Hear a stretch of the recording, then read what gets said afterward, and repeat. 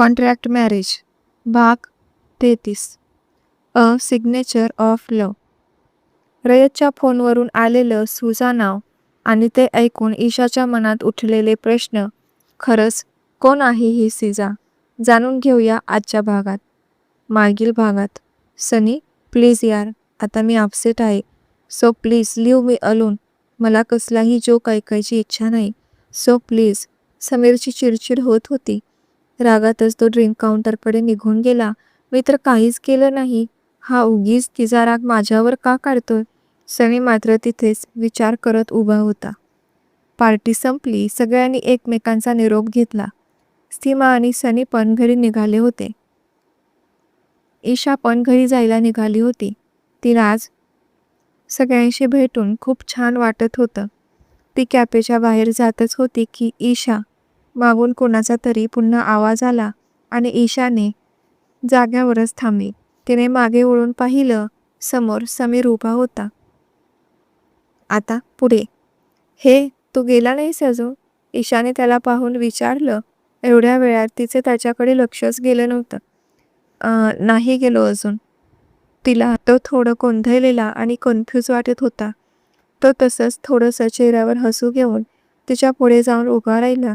त्याच्या हातात यावेळेस एक कार्ड होतं. त्याने ते तिच्या समोर केलं.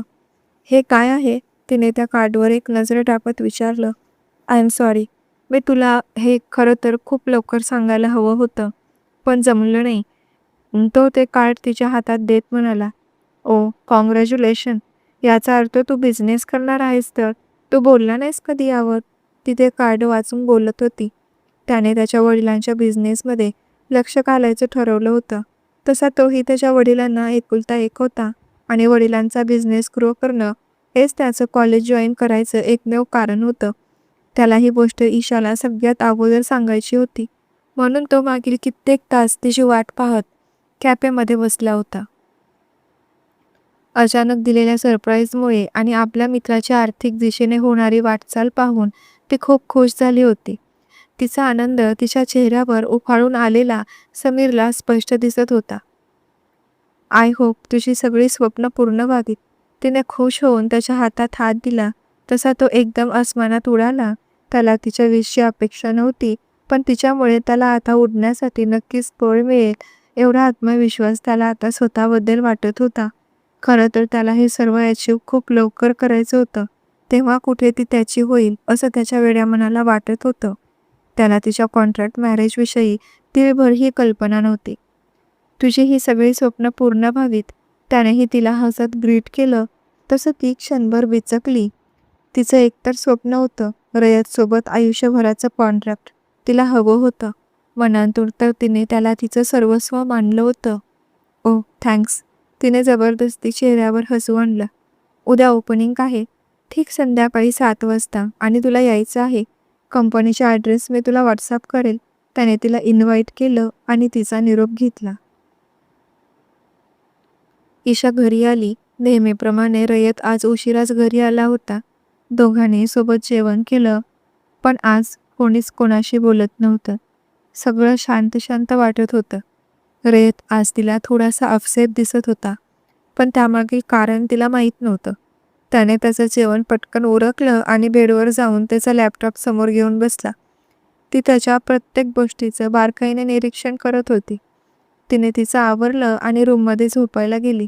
रूमचं डोअर पुढे लोटलं होतं. तिने बेडवर पाहिलं तर झोपी गेला होता. तीही मग काही अंतर सोडून बेडच्या दुसऱ्या बाजूला जाऊन झोपली. मध्यरात्री अचानक रयतचे फोनवर काही मेसेज आणि फोन्स आले. फोन सायलेंटवर नसल्यामुळे ईशाला जाग आली. तो त्याचा फोन घेऊन गॅलरीमध्ये निघून गेला. एवढ्या रात्री फोन कोणाचा असेल?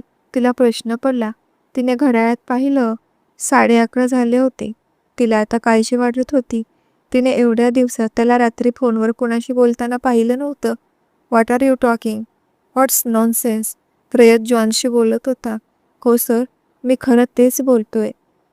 तिला समजून सांगायला हवं. तुला माहीत आहे ना सुजा माझ्यासाठी किती महत्त्वाची आहे ते. त्याच्या तोंडून सुजाचं नाव ऐकून ईशाचं काळीज धडधडत होतं. अचानक त्याच्या तोंडात कोणत्या तरी अनोळखी मुलीचं नाव ऐकून तिला आता अस्वस्थ वाटत होतं. कोण असेल ही सुजा? यांचा आणि तिचा काय संबंध असेल? तिच्यामध्ये लपलेली बायको आता जागी झाली होती. ती उठून हळू चोर पावलाने त्याच्या मागे जाऊन त्याचं बोलणं ऐकत उभी राहिली होती. सर, मी सुजा मॅमला समजवण्याचा खूप प्रयत्न केला, पण त्या सरळ सरळ आपली ऑफर नाकारत आहेत. जॉन सुजाची तक्रार करत बोलला. सुजा ही रयतच्या कंपनीमध्ये मॉडेलचे काम करायची. कोणतीही क्लॉथ पहिल्यांदा तिच्यासाठी बनवली जायची.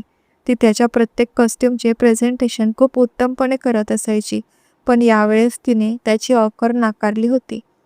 सुजा दिसायला स्लिम, अंगाने गोरीपान, लांब केस, बारीक नाक, मोठे डोळे, शरीरात हव्या त्या ठिकाणी अगदी परफेक्ट भरलेली. त्यामुळे रयतच्या गोल्डन रे कंपनीला दुसऱ्या मॉडेलची कधी गरजच पडली नाही. त्यात सुद्धा अचानक डायव्हर्ट झाली होती. तिला वेगवेगळ्या कंपनीकडून ऑफर येऊ लागल्या होत्या, पण शेवटी रयतमुळेच ती मार्केटमध्ये फेमस झाली होती. ही गोष्ट ती पूर्णपणे विसरून गेली होती आणि आता दुसऱ्यांच्या ऑफर स्वीकारून रयतलाच वेटिंग लिस्टवर टाकत होती. ती उद्या ऑस्ट्रेलियासाठी निघणार होती आणि रयतला ती त्याच्या कंपनीसाठी येत्या वीकमध्ये हवी होती.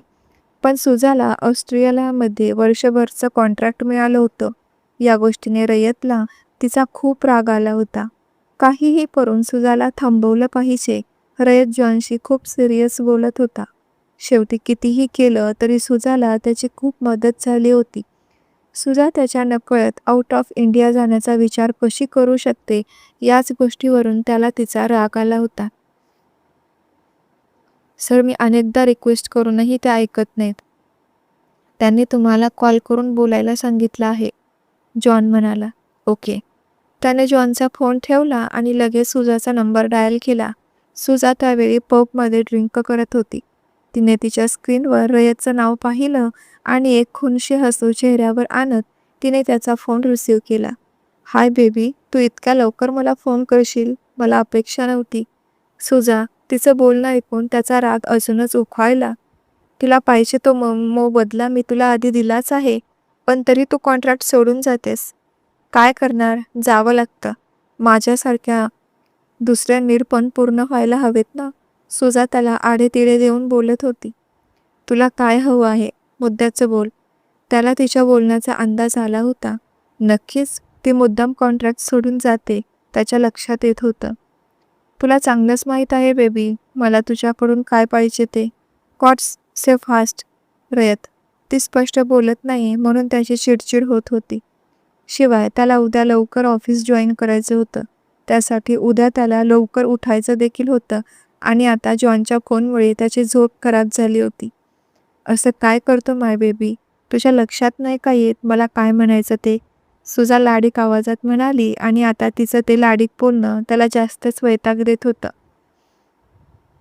ते त्याला सिड्यूस करायचा प्रयत्न करत होती, पण तिच्या अशा वागण्याचा त्याच्यावर तीळ मात्र देखील फरक पडत नव्हता.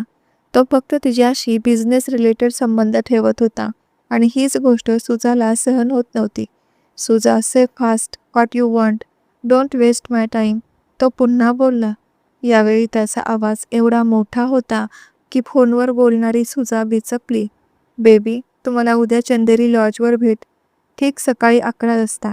मी तुझी तिथे वाट पाहते. सो उद्या लवकर येऊन भेट. Bye baby, good night. तिने लाडीक आवाजात बोलून त्याला एक किस दिला आणि फोन ठेवून दिला. तिने फोन ठेवल्यावर तो मनातच सुजाविषयी विचार करत होता. नक्की सुजाचं वागणं बदललं आहे हे तिच्या बोलण्यावरून समजत होतं, पण पुरेशी मोठी रक्कम देऊनही ती त्याला चीट का करते हे त्याच्या लक्षात येत नव्हतं. रात्र खूप झाली होती. उद्या सकाळी चंदेरी लॉजवर जाऊन तिला बोलून सर्व गोष्टी क्लिअर करायला हव्या. त्याने मनोमन तिला उद्या त्या लॉजवर भेटायचं ठरवलं आणि झोपण्यासाठी मागे वळला आणि अचानक समोर दिसणाऱ्या ईशाला पाहून तिथेच जाग्यावर थांबला. नक्कीच हिने सुजाचं बोलणं ऐकलं असणार, त्याला वाटलं. तिच्या चेहऱ्यावर प्रश्नच प्रश्न दिसत होते. झोपेतून उठून आल्यामुळे ती आजही तेवढीच मनमोहक दिसत होती.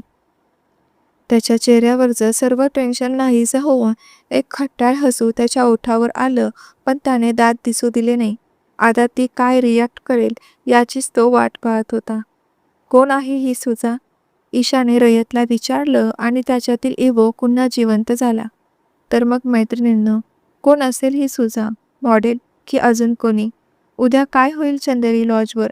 रयत आणि सुजा भेटल्यावर काय हवं आहे सुजाला रयतकडून?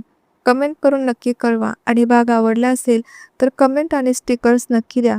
पुढचा भाग न चुकता तुमच्यापर्यंत पोहोचण्यासाठी चॅनेलला नक्की सबस्क्राईब करा, जेणेकरून येणाऱ्या नवीन भाग तुम्हाला लवकर मिळेल. आणि हो, व्हिडिओ आवडला असेल तर व्हिडिओला हाईप नक्की करा. मी स्वतःचं लिखाण स्वतःच करते, दुसऱ्याचं लिखाण मी चॅनेलवर टाकत नाही. तर प्लीज सपोर्ट करा. निगेटिव्ह कमेंट करू नका, मोटिवेट करा. थँक यू फॉर वॉचिंग मन माझे चॅनेल.